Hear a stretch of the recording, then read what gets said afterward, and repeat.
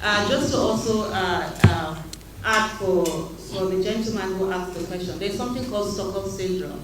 We've seen situations whereby people are kidnapped and they come out to actually support their kidnappers. It doesn't mean that that makes kidnapping right. And so what we're talking about here is about the Constitution. It's not about our likes or dislikes or any individual. This is the nation, and every country is guided by its constitution. If we begin to allow the constitution to be misused and not to be followed, then we are opening room for anarchy to happen. Having said that, also is to also say to the gentleman that asked the question, when Mr. Bola Tinubu was calling for a mediation, he didn't ask whether there was a judgment out there. He called two people, right, which was Governor Fubara and also his minister Yesufu, to the conversation. And so if there's anything that there was no resolution, you can't just punish one person. And this is someone that he has the constitutional right for the office that he's currently, occupying, even if to me, it's not actually supposed to occupy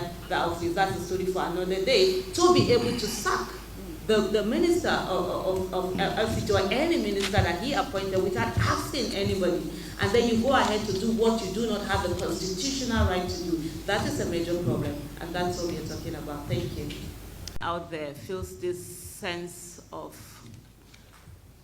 sadness at what is happening currently in our country. The democracy that we have today, a lot of people died for it. And it is only fair that we safeguard our democracy and ensure that in everything that is done, that the rule of law is sacrosanct and processes are followed. We look at what is happening now in Rivers State. Let's first of all look at what Rivers State is all about. It's a critical economic hub. It contributes about 25% of the crude oil that keeps this nation going. And also we know the political strength that he has. Yesufu served as the governor of Rivers State from 2015 to 2023. And I'm sure Nigerians are very much familiar with the way he governed his state. And nobody could say anything about what he was doing and how he did it. And he was one of those who stated categorically that godfatherism does not have a place in the Nigerian politics. And then he groomed someone to take over from him. And that's why we have Governor Siminalayi Fubara coming in as his successor. May 29, 2023, Governor Fubara was sworn in as the governor of Rivers State. And initially, everything was going rosy amongst them. Then later, we started hearing of the rift that is going on. As usual, Nigerians will say, okay, and now them, Godfather, Godson, and all of that. But one of the things that we have to understand is that precedents are set with certain things.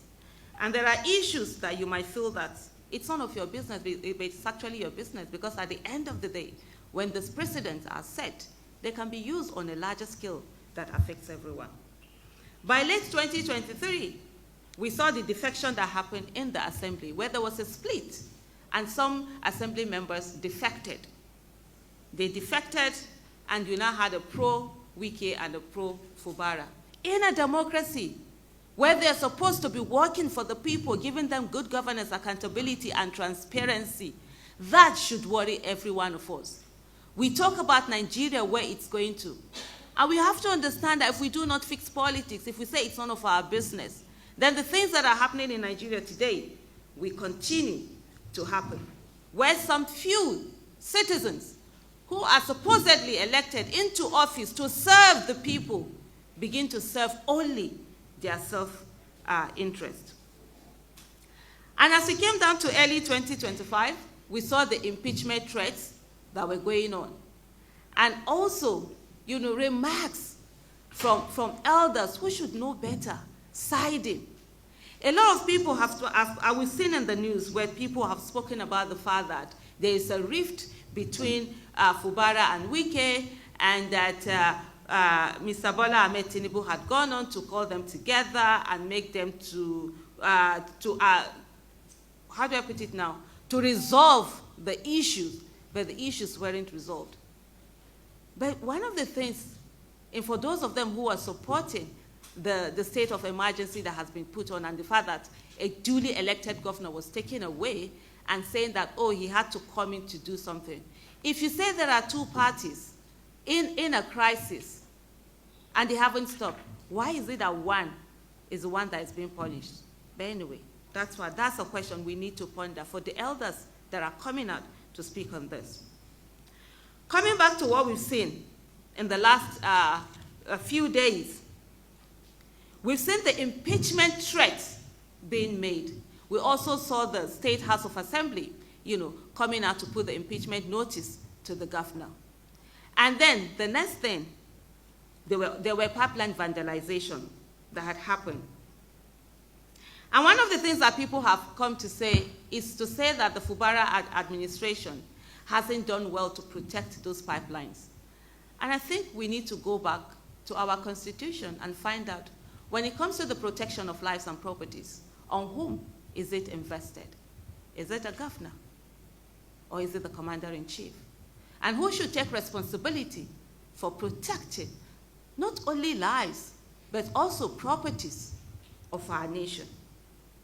March 18, 2025, you saw the declaration that came in of a state of emergency in Rivers State.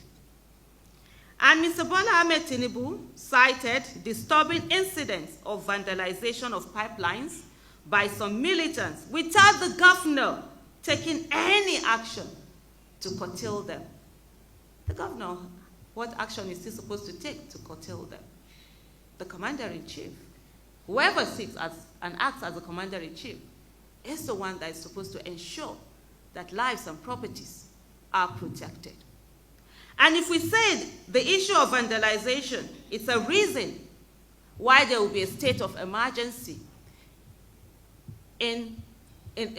imposed on a state in Nigeria, then the question I will ask also, is there any state in Nigeria that wouldn't have a state of emergency, if this is what now leads to a state of emergency? But we have lawyers that are going to look at the Section 305 and go on that particular one.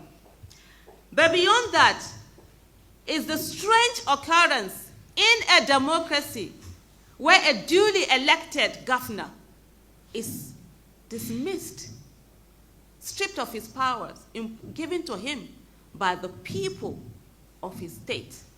And you have a sole administrator being imposed on the state. In a democracy, remember, the democracy that a lot of people fought for and some died for us to have. That is not a democracy. And then the next line, where people, Nigerians and citizens, were hopeful that, this rascality, this constitutional rascality that has happened, that it was going to be checked. It's where we have the legislative arm of government. The National Assembly was supposed to be that other resort of the citizens. They're supposed to be the protectors of our democracy. But unfortunately, March 20, 2025, it didn't prove to be so. The National Assembly, that is supposed to be the mouthpiece and the voices of the people, decided that it was not going to be that. The Senate, 109 members of them, or should we say 108, since they decided that they were going to suspend someone whom they did not elect. And House of Representatives, 360 members, convened. But the question is, did they actually convene? Was there a head count? Do we know whether the numbers that were said to be were actually the numbers that were said to be there? Because we needed a 2/3 for this to even be approved. Even what the Constitution had agreed, talk less of the part that is unconstitutional. And then they declared this, they approved the emergency declaration. But instead of going through the process, because processes are very important, we must understand that. Processes are very important at every time. The process has to be followed, the rule of law has to be followed. The 2/3, we needed to have head count. The people, the senators, the lawmakers who are supporting this ought to append their signature. What are they afraid of? Why are we having a vote voice in something that is as important as this? First of all, we had the House of Representatives using a voice vote, bypassing the constitutionally mandated recorded counts to verify the two-thirds threshold. And then, of course, you've had the Senate doing the same thing. Ladies and gentlemen, fellow citizens, we must understand that under a democracy, the Constitution is sacrosanct, and the Constitution must be followed the way it is. Thank you.